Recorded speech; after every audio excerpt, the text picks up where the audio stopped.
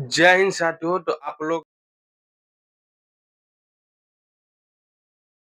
को बतला ले कि बहुत सारे जो वैकेंसी जो रेलवे ने दे रखी है। चलिए आप बात करेंगे आरआरबी एनटीपीसी जो ग्रेजुएशन लेवल पे आ गया और वैकेंसी भी ठीक ठाक 5800 के आसपास में। इसमें दो गो वैकेंसी, एगो अंडर ग्रेजुएट वैकेंसी और ग्रेजुएशन लेवल पर भी वैकेंसी। चलिए संपूर्ण बात करें इनकी सैलरी क्या रहेगी और इनके एग्जाम पैटर्न क्या रहेंगे, कब तक फॉर्म भरेंगे और फॉर्म चार्ज क्या होगा और जब फॉर्म भरने उसका पैसा रिटर्न आएगा कि नहीं। चलिए आप लोग संपूर्ण बात, चलिए आप लोग ध्यान से देखिए। देखिए बात किया जाए आरआरबी एनटीपीसी ग्रेजुएशन लेवल 2025, ठीक है। तो यहाँ देखिए आरआरबी एनटीपीसी 2025, ठीक है, देख रहे हैं। इसमें दो गो पोस्ट है, दो गो पोस्ट की बात किया जाए जो दो गो पोस्ट, एक ग्रेजुएशन लेवल पे है, एक अंडर ग्रेजुएशन लेवल पे है, ठीक है। ये दो गो पोस्ट के लिए आया हुआ है। तो आप लोग देख सकते हैं कि आप कौन के लिए, आप अगर मान लीजिए 12वीं पास है तो अब अंडर ग्रेजुएट भर सकते हैं, अगर आप ग्रेजुएशन पास है तो ग्रेजुएशन लेवल पर भी आप भर सकते हैं। चलिए आप लोग को बतलाते हैं कि कैसे-कैसे आपको भरना पड़ेगा। देखिए, यहाँ देखिए, ये देख रहे हैं ग्रेजुएशन लेवल पे है, ठीक है। इनकी पोस्ट की बात किया जाए तो 58 पोस्ट है, ठीक है। ये ग्रेजुएशन लेवल, एक बार देखिए, यहाँ देखिए अंडर ग्रेजुएशन लेवल पे ये भी है, ये भी, इसका भी फॉर्म आ चुका है, ठीक है। तो इसका जो फॉर्म है वो 21 अक्टूबर से भराना स्टार्ट हो जाएगा, यानी कल से भराना स्टार्ट हो जाएगा। कब तक भराएगा तो 20 नवंबर, तो मोटा-मोटी देखा जाए तो 1 मंथ तक, यानी 1 मंथ तक इनका फॉर्म भराएगा, ठीक है। तो 1 मंथ तक इसका फॉर्म भराएगा, ठीक है। उसके जैसे अगर वो ये भरा जाएगा, इसके आवर में भी जो जो ये अंडर पोस्ट ग्रेजुएशन के लिए है, ये 12वीं पास पे है। क्या पास पे है? तो अगर आप 12th पार है, यानी इंटर पास है, तो इस फॉर्म को आप भर सकते हैं। इंटर अगर पास है, तो आप भर सकते हैं। ठीक है, उसमें अगर इंटर पास है तो आप भर सकते हैं। ये 12वीं लेवल पे है तो इनका फॉर्म कब से भराएगा, तो इसका जो फॉर्म है ना 28 अक्टूबर से लेके 27 नवंबर, यानी पबनी बार जो छठ पूजा है ना, छठ पूजा जैसे कंप्लीट हो जाएगा तो ये अंडर, लेकिन अभी जो है ये आ चुका है जो ग्रेजुएशन लेवल पे है और पोस्ट भी ठीक ठाक है, ठीक है। तो आप लोगों को ध्यान क्या देना है, तो इनकी जो फॉर्म आ चुकी है, पोस्ट भी देख रहे हैं, अंडर ग्रेजुएशन के 3050 पोस्ट है और जो ग्रेजुएशन लेवल के 5800 पोस्ट है, ठीक है। टोटल देखा जाए तो आपके पास ठीक-ठाक वैकेंसी जो आ चुकी है, आप लोग ये फॉर्म को ज़रूर डालिएगा क्योंकि आपके लिए एक बेस्ट ऑफर है।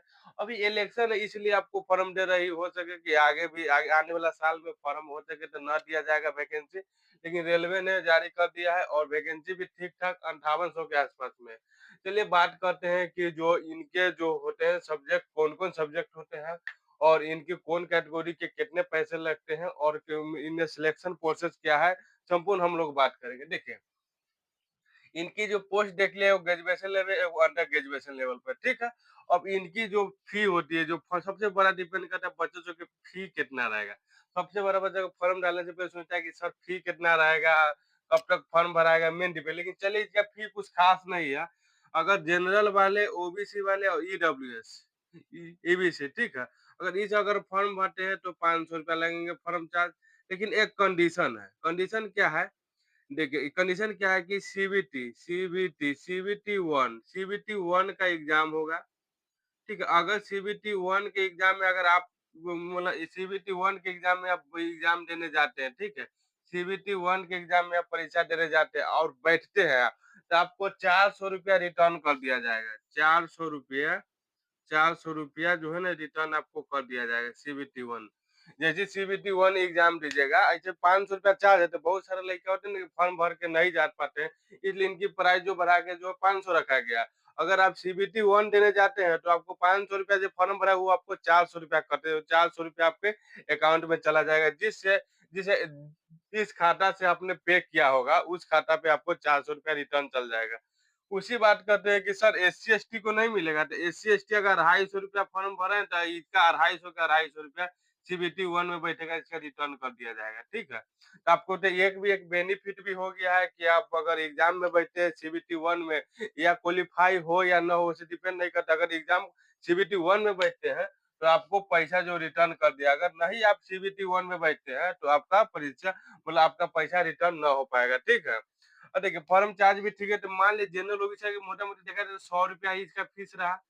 और एससी-एसटी वाले पे कोई देखिए सेम जो पैटर्न चल रहा है, तो देखिएगा तो एसएससी के पैटर्न ही पकड़े हुआ है, ठीक है? रेलवे जो है एसएससी के पैटर्न पकड़े हुआ है। एसएससी कैसे जैसे एसएससी में आप लोगों ने देखा होगा कि एसएससी जो एग्ज़ाम लेती है, एसएससी एग्ज़ाम, एसएससी हम किस एग्ज़ाम पे लेती है, जो एग्ज़ाम लेती है उनका देखिएगा जो फॉर्म चार्ज होती है।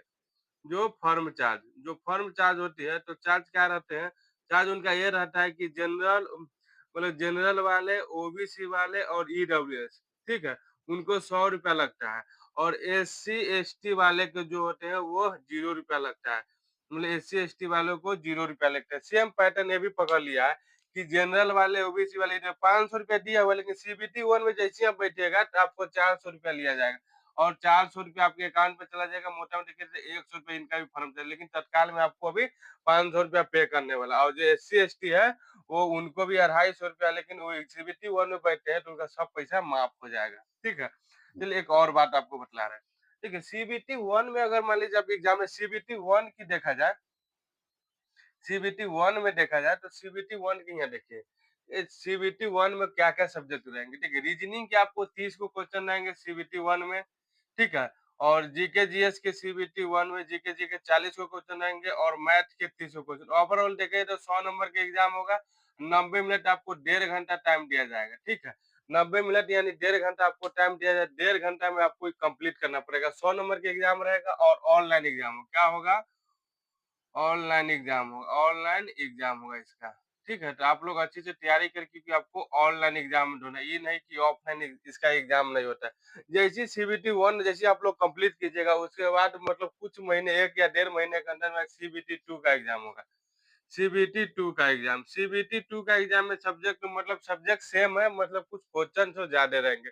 सीबीटी एग्जाम में 35 को रीजनिंग रहेंगे और जीके जीएस रहेंगे 50 को और मैथ रहेंगे 35 को। टोटल देखा जाए तो 120 नंबर और टाइम भी 90 नंबर, मतलब टाइम भी 90 मिनट यानी डेढ़ घंटा के। तो आप देख रहे हैं कि सीबीटी 1 में भी दिया था, मतलब 90 मिनट यानी डेढ़ घंटा टाइम, 100 को क्वेश्चन हुआ था। सीबीटी 2 में भी देखेगा तो 120 को क्वेश्चन और टाइम भी डेढ़ घंटा। देखिए टाइम आपको मैनेजमेंट करना पड़ेगा। टाइम मैनेजमेंट अपने हिसाब से, मतलब कहाँ से जैसे में देखा जाए, जीके जीएस में कोई आपको ज़्यादा समय नहीं लगेगा, कोई मतलब ज़्यादातर बच्चों को ज़्यादा समय नहीं लगेगा। जी और रीजनिंग तनका मतलब सबसे पहले अगर आप सीबीटी एग्जाम 1 में बैठे तो सबसे पहले आप ध्यान देखिए कि कौन सब्जेक्ट आसान होता है। सबसे आसान जो सब्जेक्ट पहले उस पे काम कीजिए। जैसे अभी जीके जीएस है, तो जीके जीएस 40 को, तो 40 को अगर आता है, अगर क्वेश्चन आपने खोला, अगर आता है तो आप टिक लगा दिए, अगर ना आ रहा है तो आप इसको स्किप कर सकते हैं। जैसे रीजनिंग है, रीजनिंग कुछ माइंड पे बहुत सारे क्वेश्चन, दूसरा को लेंदी क्वेश्चन होते हैं जो दिमाग घुमा देते हैं, ठीक है? तो उस पे ध्यान, ये सबसे पहले आपको क्या टच करना है, तो जीके जीएस टच करना है। जीके जीएस जैसे टच करने के बाद आपको रीजनिंग टच करना है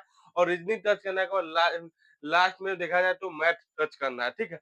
पहले छोटे-छोटे काम को अगर निपटा लेते हैं ना, तो बड़ा काम, मतलब ये जो छोटे-छोटे काम को अगर आप कंटिन्यू अगर निपटा लेते हो, बड़ा काम बहुत ही आसानी से हो जाता है, ठीक है? अब पहले तो अगर बड़ा काम में घुस गया तो बड़ा दिमाग क्या बोलते हैं, नर्वसियाने लगता है। लेकिन छोटे-छोटे काम करके अगर बस जैसे जैसे पहले जीके जीएस देख लिए, जीके जीएस ज़्यादा कैलकुलेट करना नहीं है, उसके बाद रीजनिंग देखिएगा तो रीजनिंग में ज़्यादा कैलकुलेट आपको करना नहीं पड़ेगा। चलिए आगे आगे देखते हैं, ठीक है?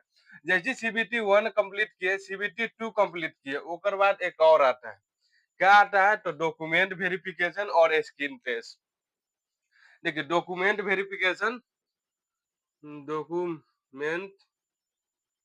डॉक्यूमेंट वेरिफिकेशन और स्किल टेस्ट, डॉक्यूमेंट वेरिफिकेशन और स्किल से ये जैसे आपने कंप्लीट कर कीजिएगा, उसके बाद आप आराम से अधिकारी बन जाइएगा। किसको? जो आरआरबी एनटीपीसी रेलवे गेज में देखिए इसमें बहुत सारे पोस्ट दिए गए हैं। जैसे रेलवे के माध्यम में जो भी पोस्ट आते हैं ग्रेजुएशन लेवल पे, बहुत सारे पोस्ट दिए गए हैं, ठीक है? रेलवे में जो आरआरबी का जो है, आरआरबी एनटीपीसी, बहुत सारे पोस्ट है, तो आप डिपेंड करता है, ये आपके नंबर पर भी डिपेंड करता है किन पोस्ट के लिए आप एलिजिबिलिटी होंगे, ठीक है? तो आपके लिए एक बेस्ट ऑफर है, ठीक है? आपके देखा जाए तो अभी जो देख रहे हैं, अभी चल रहा है मोटा-मोटी, मान लीजिए जाए कौन महीना चल रहा है, अभी चल रहा है नवंबर, अक्टूबर वाले, अक्टूबर चल रहा है, ठीक है? आपको अक्टूबर से नवंबर 1 महीना फॉर्म भराएगा और 1 महीना के मतलब कुछ दिन के बाद ही आपका एग्ज़ाम, मतलब मोटा-मोटी मान लीजिए जनवरी जनवरी के आसपास तक आपको एग्जाम लेगा सीबीटी 1।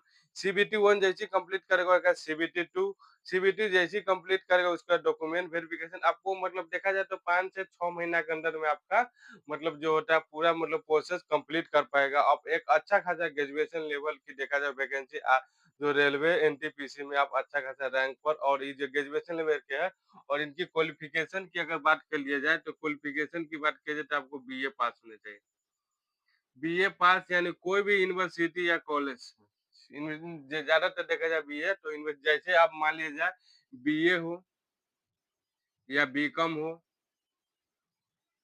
या बीएससी हो, ठीक है, तीनों में से आप जे भी किए होंगे, कोई इसमें परसेंटेज भी डिपेंड नहीं करा, कोई आपको परसेंटेज इसमें डिपेंड नहीं करा कि हाँ, इतना मार्क्स लाना होगा, चाहे इतना नहीं, बस आपको पासिंग होना चाहिए और ग्रेजुएशन कंप्लीट होना चाहिए, ठीक है?